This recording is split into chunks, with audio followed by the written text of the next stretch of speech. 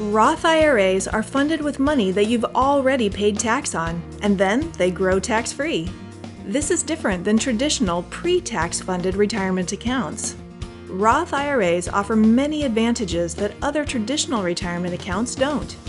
First, you can withdraw your money tax-free during retirement, which allows you to manage your taxable income. And second, with no annual distribution rules, you're free to take your money out whenever you want to.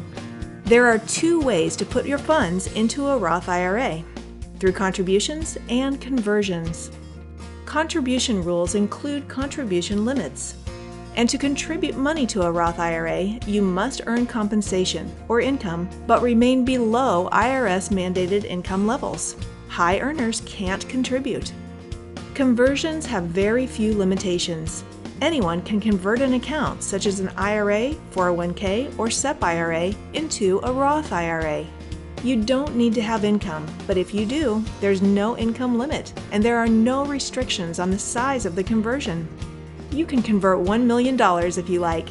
You will, however, owe income tax on any amount that you convert, so conversions should be scheduled when your tax rate is lowest. To learn more about Roth conversions and contributions, give us a call today.